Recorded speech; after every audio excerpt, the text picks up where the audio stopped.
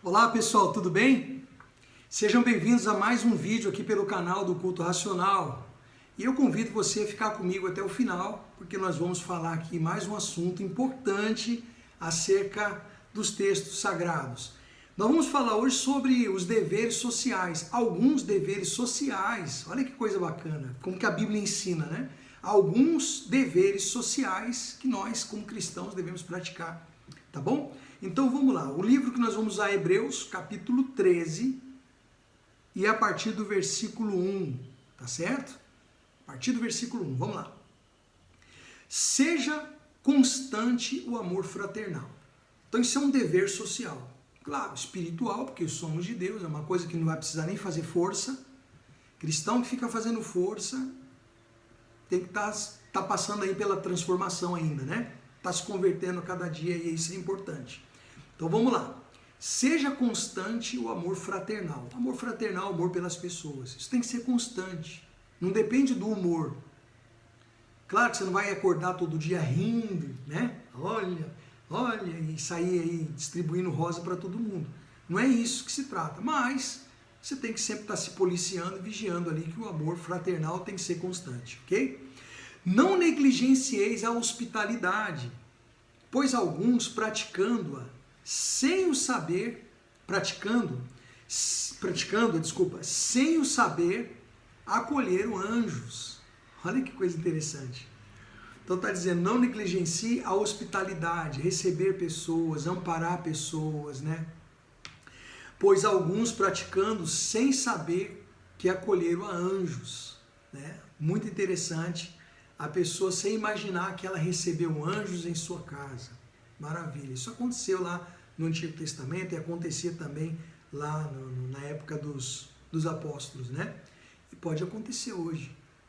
Seja uma pessoa receptiva, seja uma pessoa que acolhe, tá bom? Versículo 3, lembrai-vos dos encarcerados, como se presos com ele, dos que sofrem maus tratos, como se com efeito vós mesmos, em pessoa, fosseis os maltratados. Então aqui está falando da empatia, se colocar no lugar das pessoas. Empatia é isso. É antes de você ficar questionando ou condenando alguém, acusando, você se coloca no lugar daquela pessoa. Se coloca no lugar dela. Então, por isso diz, lembrai-vos dos encarcerados, como se presos com ele. Se coloca lá no lugar dele. Né? Daqueles que sofrem maus tratos, são humilhados, são desprezados, né? Como se você fosse o maltratado. Então, esses são deveres sociais. Está falando aqui do social, tá?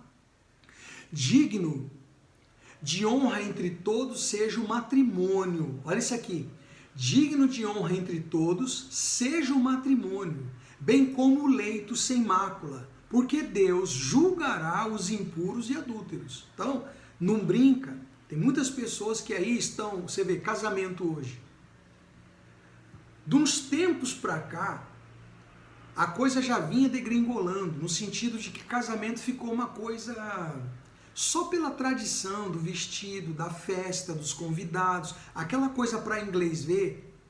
O mais importante não é o laço ou o enlace diante de Deus.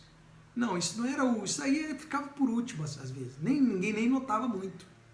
A questão ali era o seguinte, a questão era mais a festa, o vestido, as roupas, as madrinhas têm que estar, né?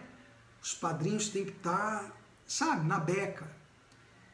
O tipo do docinho que foi servido, o tipo do bolo, onde foi feito, quem foi que fez teu vestido. Então, sabe, é aquela coisa mais para o inglês ver.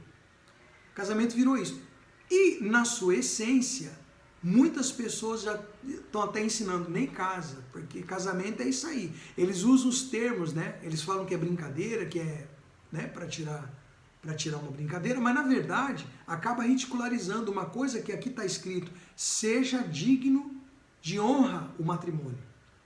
Mas não, você vai casar? Ih, fulano se enforcou. Ih, fulano agora vai ficar preso. Agora, você entende? Quer dizer, casamento como se fosse algo ruim. Como se o casamento fosse algo ruim.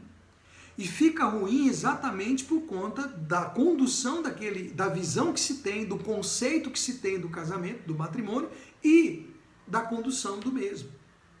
Então, digno de honra, entre todos seja o matrimônio, bem como leito sem mácula. Leito sem mácula.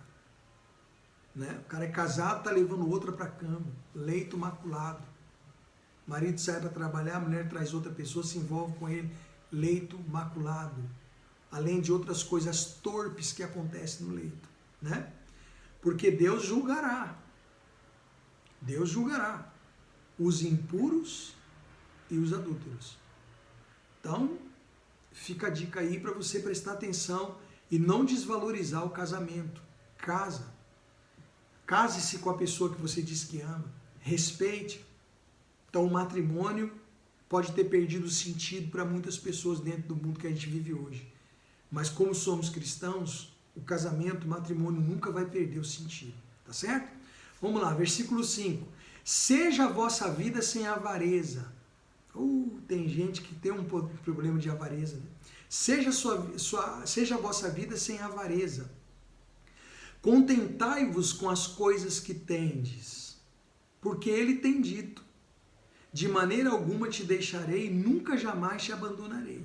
Isso aqui é muito simples, né? Isso aqui é muito simples. Seja a vossa vida sem avareza. Compartilha, ajuda as pessoas. Porque imagina, se você tem uma pessoa que é empática, você é uma pessoa que tem empatia, sempre se coloca no lugar das pessoas, você não pode ser uma pessoa avarenta, porque você se coloca no lugar dela, sente a dor dela, e aí você vai e compartilha, você ajuda. Você não tem problema da avareza. Outra, você não tem aquela visão de ganância, ambição ruim. Você é aquela pessoa que se contenta com as coisas que você tem. Portanto, não há uma inveja em você de querer ter o que o outro, que é do outro. Ou querer ter uma coisa que você não pode ter agora. Sabe aquela ansiedade de querer ter as coisas que não pode ter agora. Não é uma condição, não é um momento. Se contenta com o que você tem. Por quê? Porque ele tem dito, de maneira alguma te deixarei.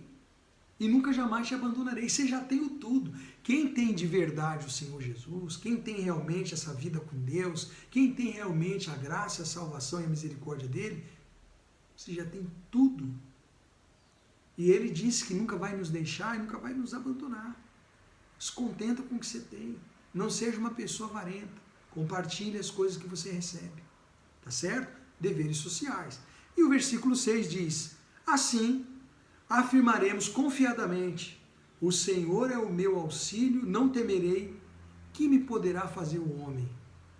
Então, quando você é uma pessoa que se diz cristã, o seu amor fraternal é constante, né?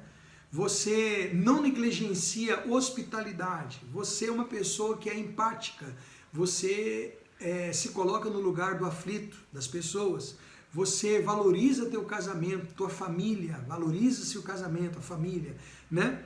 E você é uma pessoa que vive sem avareza, compartilha, você é uma pessoa que se contenta com as coisas que você tem, você sabe que Deus é contigo, então você pode afirmar que Deus é o teu auxílio. Muito legal. Não temerei, não vive com medo, não vive temendo, não vive preocupado, ansioso, com medo do amanhã. Você tem vida. São essas coisas que nos fazem pessoas felizes, leves e passando bem longe dos problemas emocionais e psicológicos que a gente vê no tempo de hoje, e já de algum tempo.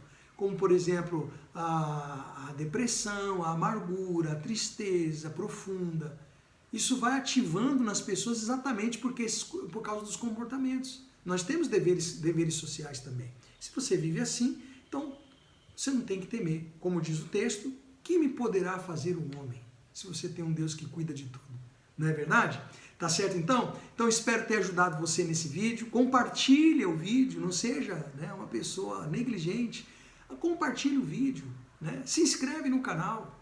Vamos fortalecer o canal para que os vídeos posteriores, os que já tem e os posteriores, venham chegar a muitas pessoas. Tá bom? Deus abençoe. Amanhã a gente volta com mais um vídeo aqui pelo canal.